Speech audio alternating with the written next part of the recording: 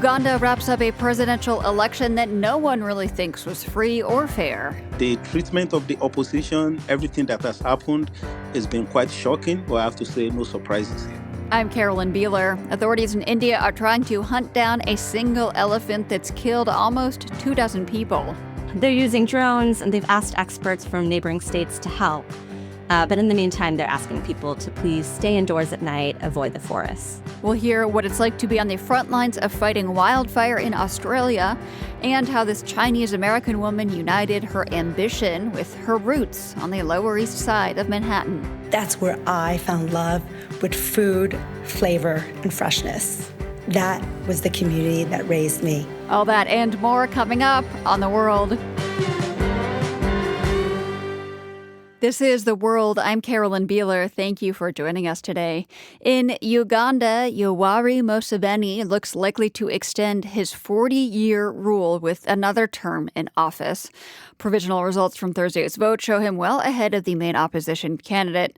This election has been marred by voting delays and allegations of ballot stuffing, security concerns, and internet blackouts. Ebenezer Obadare is an African Studies Fellow at the Council on Foreign Relations in Washington. I asked him if this was a fair election.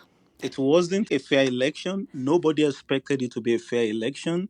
Even the leading candidate, Bobby Wine, I'm sure he fully expected President Museveni to win. So the treatment of the opposition, everything that has happened, has been quite shocking, but I have to say no surprises here. Yeah, so tell me more about what has happened and how the opposition has been treated. So if you listen to, I'm referring to a couple of statements, one by the United Nations Human Rights Agency, and I believe there was another one by Amnesty International. Both statements made explicit references to the political situation in the country, specifically with respect to the treatment of the media, internet blackout, the fact that some opposition figures were rounded up and police killed, and I think about 10 people.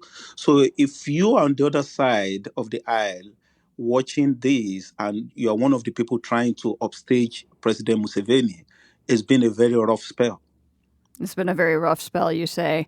Yes. So tell me more about Bobby Wine as the main opposition figure. He ran against Museveni in the last election and did not win and said, the election was rigged.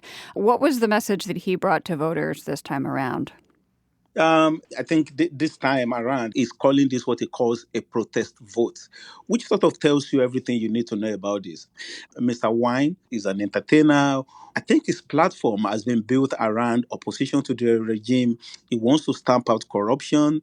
He argues rightly that under the leadership of President Museveni, that the economy has been arrested, things have stalled, and that the country needs an infusion of new energy, especially among young people. And at the age of, I think he's 41, I think he's 43, yeah. And he has projected himself as the right person to do that.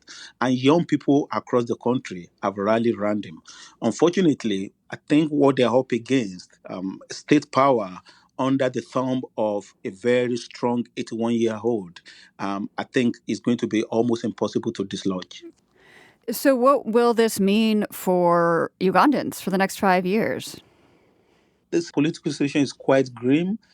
Keep in mind two things. One is that President Museveni is not only holding on to power, he's been grooming his own son, who is a general in the Ugandan army, to succeed him. That's number one. He's the head of the military, so obviously a powerful person to be grooming to be the next leader. Exactly. So once the Museveni the elder leaves, you're stuck with Museveni the son if things go to plan for him. It's also the Ugandan situation alerts us to broader trends in Africa. So Mr. Museveni is not the only African leader who has held on to power for decades. So there's Paul Biya in Cameroon, who recently won another election. There is Ouattara in Cote d'Ivoire. There is Nguema in Equatorial Guinea. There is next door to Mr. Museveni, there is Paul Kagame in Rwanda. So you have these old men who have held on to power for decades, who are refusing to vacate. And once you have you have institutions that have ossified, and you have a system that is basically literally under arrest, and it makes young people difficult to think of themselves and their future in a very positive way. You've mentioned the economy and, this desire for change among young people. What is day-to-day life like in Uganda right now, after 40 years of Museveni rule? Yeah, if you ask President Museveni, things have never been better. But of course, he will say that. But experience tells us, and this is not just about Africa, this is about the whole of the world, that once you have someone in office who's been there for so long, they manage to put in place structures that basically become very, very reactionary.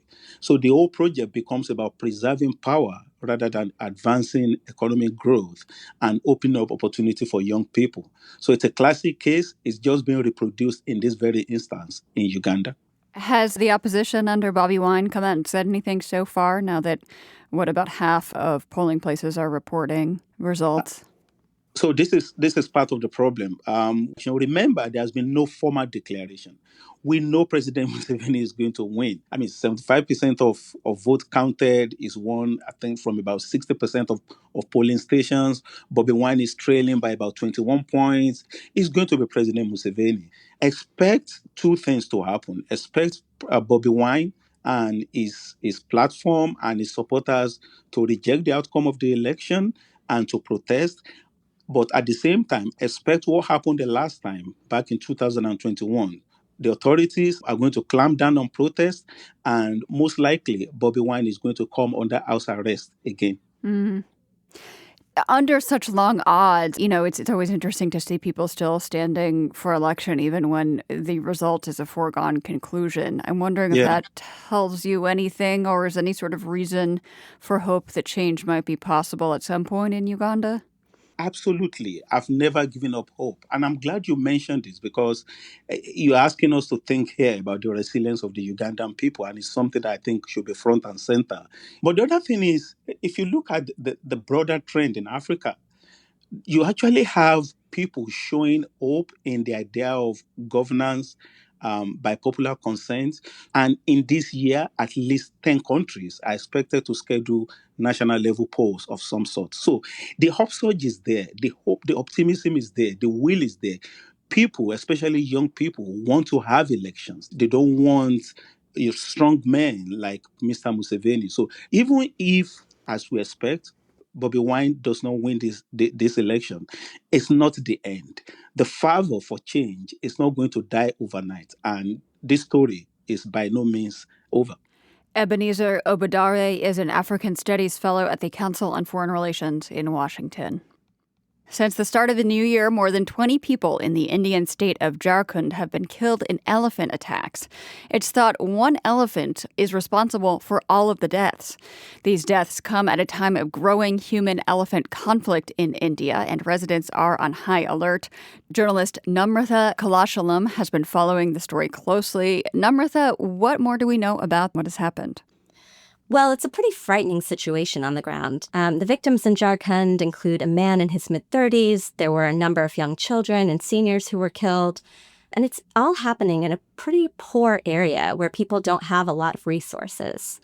The elephant is most likely a young male that's become separated from its mother and might be trying to find its herd. So that also is complicating the situation on the ground. How are the authorities responding? There's just been a huge push to find this elephant. 100 officials or so are looking for the animal throughout the forests, but it's moving really rapidly, around 18 miles a day, and its behavior is erratic, so it's not really clear where it's going next. And it's also really not easy to capture an elephant. Authorities have tried to tranquilize it 3 different times, but it keeps on managing to escape them. In the meantime, they're asking people to please stay indoors at night, avoid the forests. So this all sounds so wild from here in the U.S., where we do not have this threat of wild elephants. How unusual is what is happening right now there? It's not really that unusual in places like Jharkhand. I know, for example, in 2023 to 2024, almost 90 people were killed there. And all across the country, around 600 people killed that same year. The thing that makes it unusual here is that we're talking about just one elephant. And authorities aren't really sure why it's acting so aggressively. But human-elephant conflict is just growing as a threat in many parts of India, regardless. Why are these getting more common, as you say?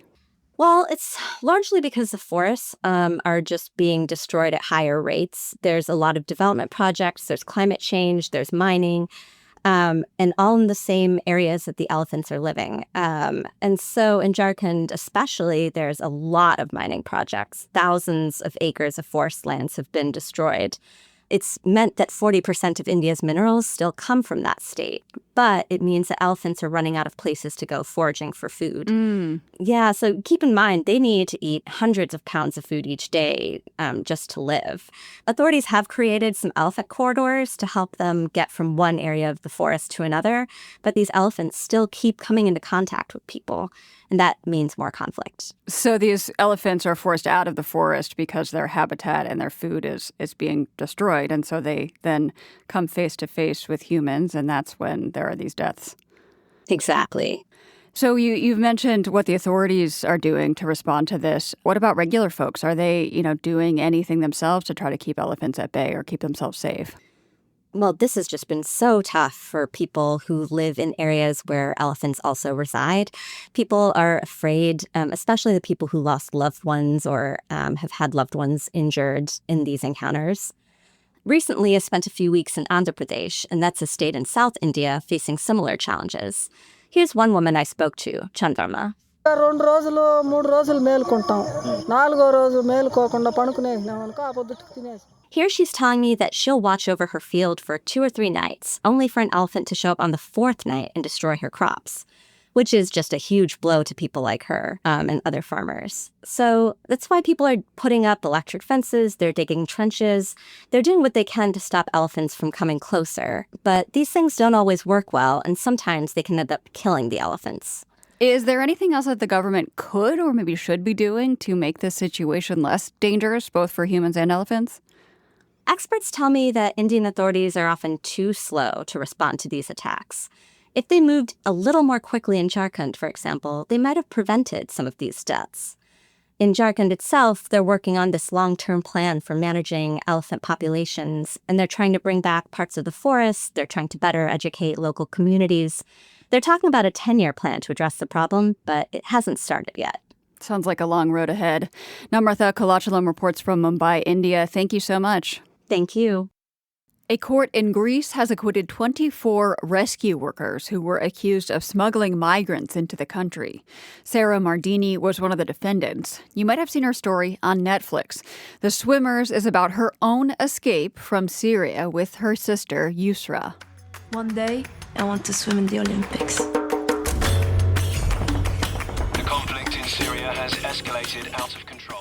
The Syrian sisters headed toward Greece on a boat overcrowded with refugees. It started taking on water far from the shore. Because they were swimmers, Sarah and Yusra got off the boat and helped the other passengers safely to shore.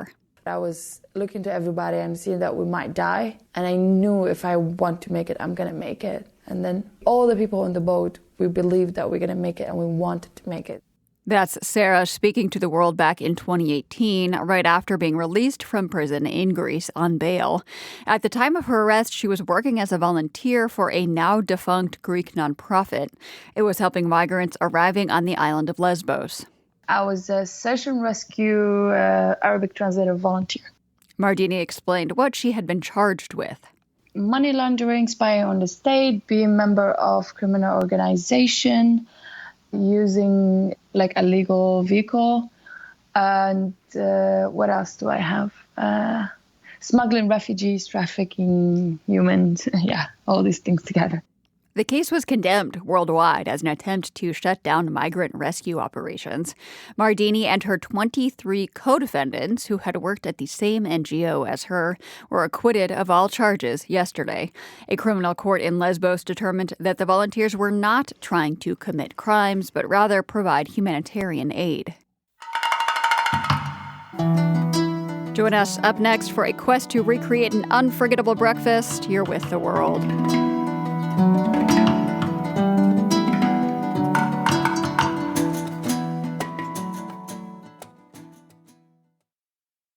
This is The World. I'm Carolyn Buehler. One of the very best things about traveling, obviously, is eating all of the new foods. Years ago, Istanbul-based reporter Fariba Nawa took her family to the Black Sea coast in Turkey.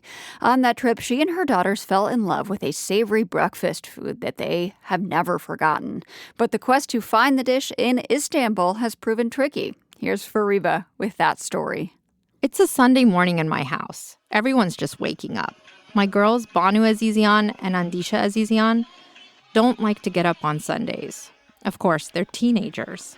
Sob bakhair, Banu. Sob bakhair. How you feeling? Tired. That's my 17-year-old Banu. What do you want to eat for breakfast? Mıhlama. Mıhlama. That's the dish we've been searching for the last 8 years.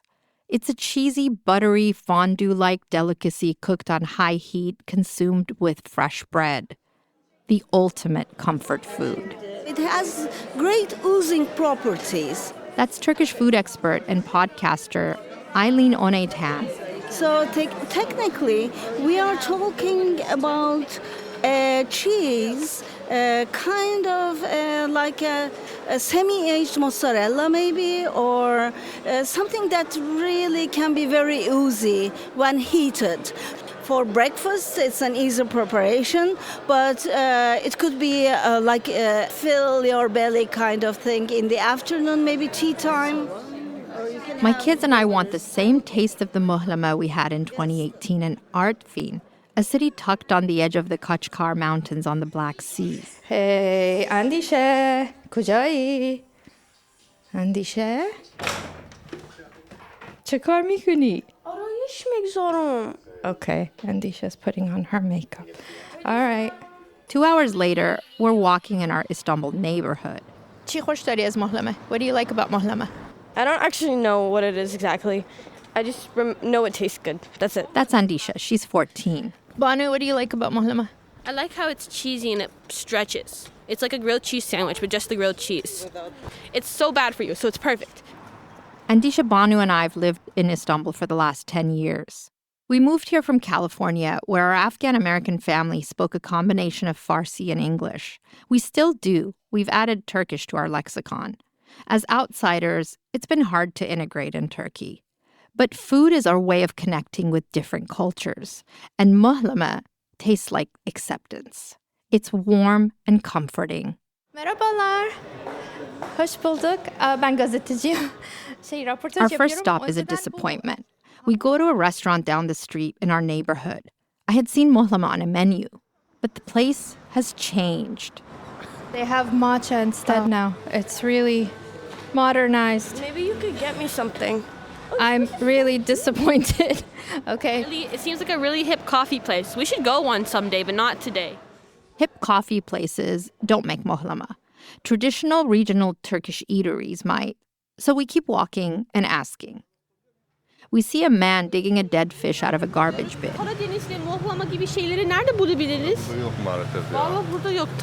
We pop our heads in another restaurant, but they don't have mıhlama either. Maybe we should ask the old men and the old women, because they'll probably know the neighborhood better. That's true. We've got to have mıhlama in this neighborhood. Come on. We don't find anything within walking distance, so the kids get online on their phones and find a restaurant called mıhlama. It's 15 minutes by car, farther than I wanted to go. We hop in a cab. We arrive at the restaurant, famished. It has a Black Sea decor with wooden tables and chairs and panels on its ceiling. The scent of butter lingers. This actually looks really cool. Okay, wait, I'm actually so excited. Turkish breakfast is one of the best things about Turkey. The waiter seats us and hands us menus. They have multiple kinds of mıhlama. Okay, can you explain what They have kavurmalı, which is like with meat. They have kaymaklı, which has, kaymak. Which is cream. Yeah, cream. Zeytinyağlı with olive oil. We order the classic mıhlama with olive oil instead of butter, and one with beef.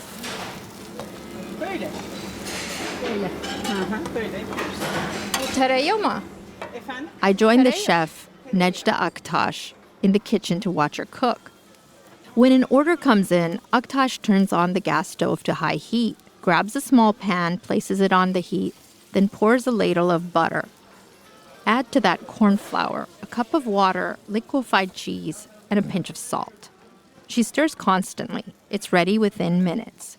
Just like this, Aktash says, sticking the pan under my nose so I can smell it. I get a whiff of a savory indulgence. The waiter brings the appetizers. Moist grape leaves stuffed with ground beef, thick creamy yogurt, and fluffy bread baked in a clay oven. What are we drinking, girls? I'm having karadut juice. Their bread looks amazing. Yeah. Finally, the mıhlama arrives sizzling in the copper pan. Wait a minute. It's oozing cheese. The girls tear off a piece of bread and dip it in their long-awaited breakfast. The mıhlama extends from the pan into their mouths. Is it as good as the ones we had in the Black Sea? Almost. Wow, that's a lot of calories. It's good. Afterwards, we all go into a food coma. But this was not the best mıhlama. It wasn't as thick and rich as the one we had in 2018. It turns out the connection between mıhlama and the Black Sea is specific. The Black Sea region is quite damp, rainy, and quite hilly as well. So it's not a region that's suitable for wheat cultivation. That's Turkish food expert Unay Tan. So when corn made its way to Anatolia, they adopted corn in a way wholeheartedly because it was one of the staple foods that they could grow easily. Could we find the mıhlama taste we loved in Istanbul? A month later, Unay Tan invites me to a cheese tasting event at the Swiss Hotel in Istanbul. She says there might be mıhlama there. Andisha's in school, but Banu's able to join me. We cross the Bosphorus to the European side of Istanbul on the speed bus. When we arrive, Unay Tan introduces us to many other food experts, and they point us toward the cheeses. So this is just the right spot for everything related with cheese now. We find fondue, but not mıhlama. We meet food historian Özge Samanca and tell her about our search for the best mıhlama. She teaches gastronomy at Özyeğin University in Istanbul. Most of the time, local foods are best in their local area. So I guess we're not going to find the best mıhlama in Istanbul. Maybe we can find some examples of best mıhlama at homes, not outside in Istanbul. Of course, we're disappointed. But there's something to be said for the connection between a place and its special foods. So our search for the authentic mıhlama continues. For The World, I'm Fariba Nawa, Istanbul. Coming up on the show, it is summer in Australia, which means wildfires. A new approach to communicating about the fires has made them less deadly in one state. That's just ahead. You're listening to The World. This is The World. I'm Carolyn Beeler. Fire crews in Australia are working to contain more than 30 fires in the southern part of the country. They've consumed an area larger than the state of Rhode Island. Most of the fires have been in the state of Victoria. As Chief Fire Officer Chris Hardman of Victoria's Forest Fire Management Agency told me, those crews are battling tough conditions. We've had this very significant rainfall deficit for the last 19 months or so. In some of our provinces, we have seen sort of 50% less rain than we may have expected over a similar period. And that has led to extraordinarily dry conditions, particularly in our forested areas. But also we did have some early summer rain, and followed by the hot temperatures, we saw really excessive grass growth. We get these hot, dry, northerly winds, and that combined with the dry fuels is the recipe we get for a very explosive fire behaviour.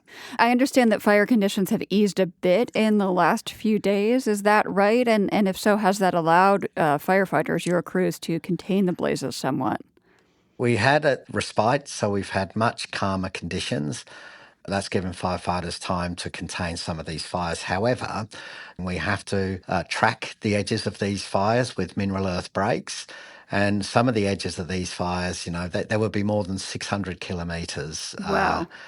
Hundreds of miles of track that we need to build, and then we need to do backburning operations or burning out operations to consolidate the edges of these fires before we can call them contained and then move forward. Several hundred properties have been destroyed by these fires, and there has been one fatality, which is much fewer than the number of people who unfortunately died during Australia's Black Summer fires, 5 years ago when 30 people died. Why is this season, so much better in terms of fatalities? Well, Australia's worst ever natural disaster was a wildfire, and that was in Black Saturday in 2009, where 173 people were killed in Victoria. And the catastrophic conditions that we faced were very similar to 2009. And I think what has really changed is how we get information through to the community to enable community members to make more informed, better decisions. We don't have forced evacuations here in Australia. So we have emergency alerts. So we can text all of their phones.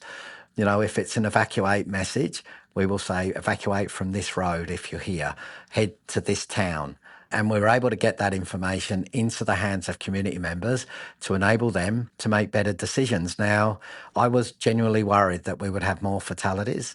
We've lost more than 700 structures. There's, 256 homes and, thousands of livestock loss, so cows and sheep. The impacts of these major fast-running wildfires are devastating for so many reasons. But the fact that we had such few fatalities has made all of the firefighters grateful. Yeah. Can you tell me more about specifically what you changed about your communication since that very deadly fire back in 2009? Is it new that you can text people directly? Are you providing more specific targeted messaging? Very targeted, very deliberate, very accurate messaging around the fire location and what it's going to do directly into the hands of community. We developed an app. It's called the Victorian Emergency Management app. And community members can set their watch zone, the area where they live or work, and they are informed. As soon as we get a fire ignition, that appears on their app. And if that's in proximity to them, they can start to think about what are their actions, what are they going to do next. And we have a levels of warning. So we have advice messages. Then we have a message which goes from advice to watch and act. And then beyond watch and act, we have an emergency warning. And when we have an emergency warning, that's we can then apply what we call an emergency alert, which is a text message that will be forced onto phones in a geographic area. Chris, I want to ask you, you spoke very quickly about the large number of deaths back in 2009, and you're speaking with a lot of pride about the new strategies you're taking to reduce loss of life. Are those deaths something you think about a lot? Do they come back to you? Yeah, they do.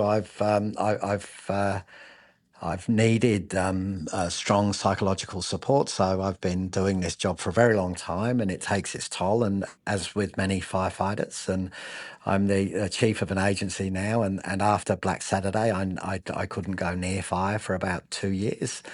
It was too painful for me. It just brought back too many memories, and I reached out. I got a brilliant psychologist that supported me through helping me understand my feelings of what I was going through and what I experienced, and realised that it was quite normal for a human being to have that type of experience when you deal with such a traumatic event.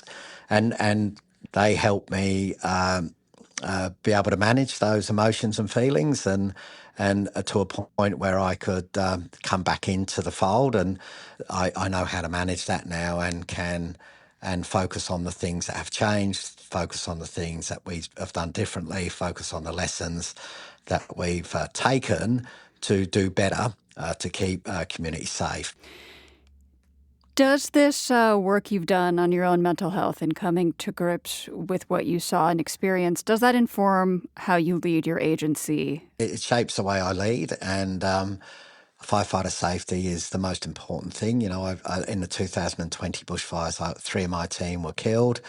So I have a very strong focus on making sure that firefighters have really good situational awareness, they have access to the best information about where the fire is, what it's going to do, and that they are not in harm's way. I appreciate you talking about this aspect of your work.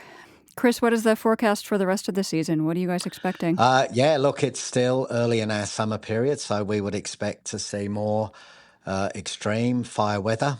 The season is still challenging, and we will do everything we can to keep fires small, because if you keep it small, that reduces the risk to firefighters, the community, the environment, and our critical infrastructure in Victoria. Chris Hardman is Forest Fire Management Chief in Victoria, Australia. Millions of people with tuberculosis are unaware that they carry it. Getting more people diagnosed is crucial to stopping the spread of the disease. Recent scientific breakthroughs could improve rapid TB tests, and that could transform care in India, where more people have TB than anywhere else in the world. Chavi Sachdev brings us this story from Mumbai, India. In 2017, Ashna Ashish noticed swelling in her lymph nodes. Ashna is a lawyer in Patna, a city in eastern India. When she went to the doctor, they suspected and diagnosed tuberculosis. Ashna couldn't believe her bad luck. I wasn't really in contact with anybody who had tuberculosis, but it's airborne, so it can happen to anyone who breathes. It's like COVID that way. So Ashna was given the standard treatment, a steady dose of antibiotics, which in most cases clears up the bacterial infection in 6 months. But after many months of antibiotics, she wasn't getting any better. More tests revealed some devastating news. Her tuberculosis, or TB for short, was drug-resistant. Honestly, I remember the day I got the diagnosis for the resistant TB and that I'd have to be on treatment for 2 years. And I was looking at maybe getting a master's in public health. All of that kind of just disappeared, and I had no idea what's going to happen. It was very bleak. Ashna is now an advocate for TB survivors and a public health professional. She's one of the lucky ones who had access to good health care. Around the world, close to 11 million people fall ill with TB every year. India leads the world in global TB cases. And the disease continues to claim lives at a staggering rate. 1.5 million people die of TB every year globally. Of these, about 26-27%, are in India alone. This is Dr. Soumya Swaminathan, the principal advisor for India's National Tuberculosis Elimination Program. So we have a very large burden both of TB and TB deaths in India. What's even more astonishing is that nearly a quarter of those infected with TB go undiagnosed. In fact, 40% of all Indians have what's known as latent tuberculosis, meaning they are carriers but are unaware they have the disease. Getting that diagnosis isn't straightforward. For a number of reasons, people are reluctant to get tested. Many would rather just treat the symptoms with cough medicine. This is because TB means social ostracism, isolation, unemployment, and even lowered marriage prospects. In India, the questions that get asked are around marriage. If they're already married, there are cases where in-laws have sort of distanced themselves from the daughter-in-law, and that's usually problematic. If you're LGBTQI+, then there are typically very quick judgments about lifestyle that are made that, this is probably what caused it. The perhaps most alarming form of stigma comes from healthcare professionals. Sometimes doctors may not physically examine patients. Even when you do find a doctor willing to test and treat TB, the traditional methods can fall short. Sometimes the tests are just not available. And collecting samples can be difficult too, says Dr. DJ Christopher. He's a professor and clinical researcher specializing in TB at Christian Medical College, Vellore, a top-ranked medical college in India. There are some people that are not able to cough up sputum, although they have symptoms of TB such as cough, fever, weight loss, etc. But sputum sample is required for diagnosis, and they are not able to produce it. When patients can't produce enough sputum during their visit, they are often sent home with a specimen bottle and told to return the next day. This back and forth can be too burdensome for some, and Dr. Christopher says many times patients don't come back at all. Treatment is also challenging, often involving 6 months of daily medication. Compliance is low, and many people stop taking the medicine when they start feeling better. This not only makes the infection linger, but also results in a widespread problem of antibiotic resistance. The TB bacterium has mutated enough that many resistant infections do not respond to first-line antibiotics. Given all these challenges, Dr. Christopher says it's critical that the medical community evolves. Till recently, the backbone of TB diagnosis was sputum microscopy, which had not changed for over 100 years. The good news is now there's something called a PCR test, which stands for polymerase chain reaction. It's a rapid molecular test that works by quickly identifying the presence of TB DNA in a person's sputum. A PCR test is more sensitive, which means even a small sample can yield a result, and it's faster, producing results in just a few hours rather than days. Some tests can also tell if the TB is resistant to certain antibiotics, which helps patients start the right treatment sooner. To move diagnostics along, Dr. Christopher and his international colleagues have formed a collaborative. This is where R2D2 steps in to throughput novel diagnostics by quality research. In this case, R2D2 is not Luke Skywalker's droid. Rather, the acronym stands for Rapid Research in Diagnostics Development. Basically, this means that they work with researchers and labs around the world who are pioneering new techniques to diagnose TB quickly. R2D2 is an initiative that addresses this important need to ensure that diagnostic development is accelerated from prototype all the way through to policy. The R2D2 TB network links promising new researchers and tools to 10 clinical sites around the world and then tests their diagnostic tools with larger sample sizes using WHO standard protocols. R2D2 helps researchers and supports national programs and the WHO in developing policies. It does so by providing the evidence that is needed for making policies which will eventually benefit people. Several prototypes have been tested and many have not made the cut. Dr. Christopher says one tool that they have been testing for the last few years holds a lot of potential, a new technique which would replace sputum tests with tongue swabs. Dr. Swaminathan agrees. Non-sputum based test like a tongue swab could be a game changer because it would allow a person to test themselves. It would be fantastic to have something like that. Then you could imagine actually going out and testing everyone in the community. What makes the new test so exciting is partly the speed, it's a rapid result, and the simplicity of using a tongue swab means you're more likely to get patients to test, including children, the elderly, and immunocompromised people who have difficulty producing sputum. Dr. Christopher and his R2D2 TB network colleagues just released significant findings about the potential of tongue swab-based TB tests. In a new study published in eBiomedicine, 2 novel swab-based tools were compared to routine sputum tests in India, Uganda, and Vietnam. The results showed both swab-based tests were more sensitive than the traditional sputum tests. It is very promising. The tongue swab-based TB tests that they evaluated were MTB Ultima and Minidoc MTB. MTB Ultima comes from an Indian company called Mall Bio Diagnostics, and Minidoc MTB was developed by Plus Life, which is based in China. In another unpublished paper, they showed that patients also prefer swabs to the sputum test by more than a 3-to-1 margin. Tongue swab is a novel sampling technique, and people do not perceive any stigma to this. It could also be deployed as a community screening tool. The swabs, which use PCR technology to find the DNA of TB, are also easily deployed because these new swab-based testing devices are simpler and cheaper than current devices that test sputum.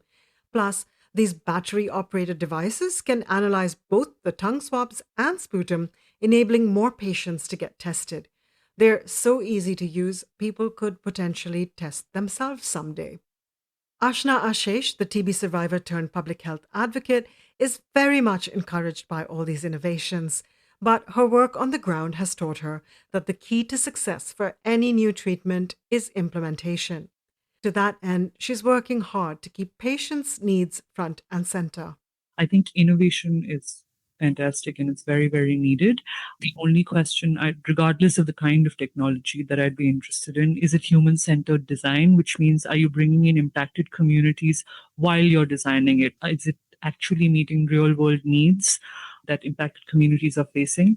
Is it affordable? Is it accessible? And is it high quality? Dr. Christopher says the tools they develop will be scalable and hopefully more affordable. Currently, sputum tests cost around 2,400 rupees or $27 US. The new swab-based tests may wind up costing less than that. As more product developers join in and trials expand, the impact could go global. With enough funding and cooperation, the doctors and researchers that make up the R2D2 TB network are increasingly optimistic that the goal of global elimination of TB is within reach. Chavi's story originally aired on The Threshold, a new podcast from Foreign Policy about how to end infectious diseases.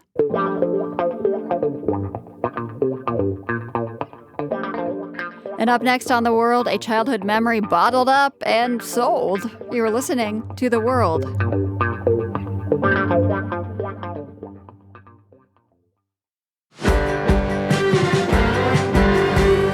This is The World. I'm Carolyn Beeler. Ruby Chan grew up on the Lower East Side of Manhattan. She loved the feeling of lots of cultures all thrown together in one place. It smelled like bagels and bialys outside of Jewish delis and espresso and garlic one block over in Little Italy. But this story is about how Ruby connected to her own culture in that part of New York City. In the middle of it all was my Chinatown. Hanging ducks in the windows, fish in tanks. That's where I found love with food, flavor, and freshness. That was the community that raised me. My parents, Yam and Eva, came here with engineering degrees, but no one would hire them. So, like most immigrants, they started all over. And eventually, they were chopping vegetables and sweeping floors and working harder than anybody else in the room. They started their own restaurant, a tiny Chinese restaurant in Clifton, New Jersey. That place became everything to us. It was the business, it was the family, it was my after-school program. But instead of soccer practice, I was answering phones, folding dumplings, doing math homework next to the box of Fortune cookies. But what I remember so vividly was my dad's ginger scallion sauce. Bright, bold topping that he served with pan-fried dumplings. Nothing fancy whatsoever, but it was magic. Customers begged to take it home. And I would say to him, "Dad, I think you should shut the restaurants down and just sell sauce." He looked at me and said, "Ruby, head down, stop talking, work harder." And that was just the rule in the house. Don't dream, just hustle. My dad died young at the age of 52. And after finishing my MBA at Bentley, the restaurant had been sold. I swore I would never, ever do what my parents did. I wanted a corporate office job, I wanted a desk, and I definitely did not want to smell like beef and broccoli. I traded in dumplings for deadlines, and for 25 years, I worked in marketing, managing campaigns, leading teams, checking off all the right boxes.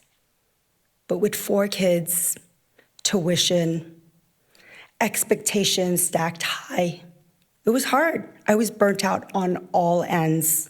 I would come home, and most nights, I would feel like I was on a real episode of Chopped, where the mystery ingredient was whatever's in the fridge and how much time before someone cries. But one night, I came home, totally wiped, and I just threw together what I knew: ginger, scallion, a little bit of oil, and poured it on top of chicken. We sat down, and for once, it was quiet. No one was crying, asking what was for dessert. Then my daughter, Kayla, looked up and said, "Mom, you should bottle this." I froze. All of a sudden, I was no longer in my kitchen anymore. I was back at the restaurant, hearing my own voice from all those years ago. I knew what I had to do then. So I quit my job, no business plan, no investors, just my stove, my sauce, and a little girl who knew it was special. I started from scratch, pitching it one jar at a time to whoever would take a sample or just feel too guilty to say no to me. Then, my first lifeline. I found an incubator kitchen in Boston. I finally had the right tools, guidance, and a community. Immigrant mothers, women, all turning their stories into something you can taste. They looked at me, about to pour 400 degrees oil on top of ginger and scallion, and said, "Okay, love the flavor, but if you keep doing that, we're calling the fire department." They helped me scale and believe that I had a shot. But it was still hard, still really messy, like my first big retail moment. I had packed the car with care, drove to Needham like I was headed to the Oscars. But my jars failed me. The lids busted open, and there was sauce everywhere. The seats, the seams, my soul. I pulled the car over, took a moment, cleaned up the mess, and just kept going. Because giving up just wasn't an option. But the worst critic of them all, my mother. She would look me in the eye and say, "Okay, Ruby, I did not come to this country to work my fingers raw, to raise you to get an education, just to watch you sweep floors." I get it. She was totally traumatized by the restaurants, the stress, the struggle, and she didn't want me to go back to work she worked so hard to leave. I was scared too, but what Kayla had sparked in me was stronger than fear. So at that point, I just knew that this was no longer a hustle. It was a calling.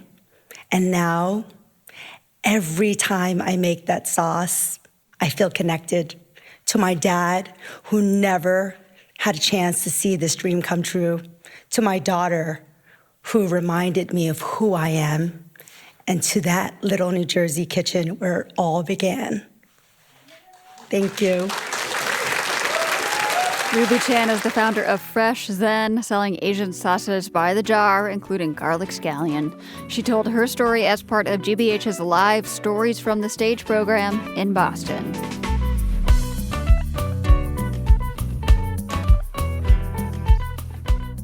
The World is produced by GBH and PRX, broadcasting weekdays from the Nan and Bill Harris studio in Boston.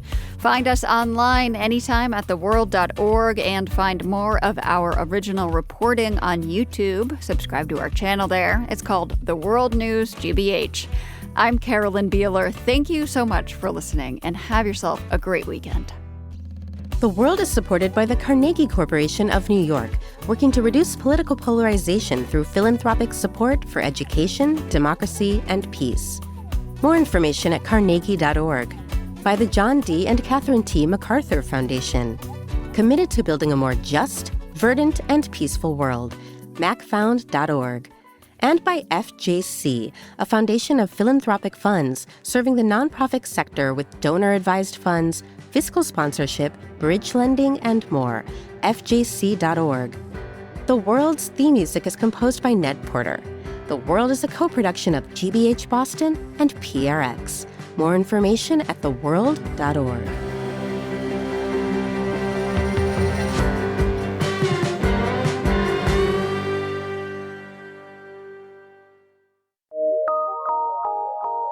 PRX.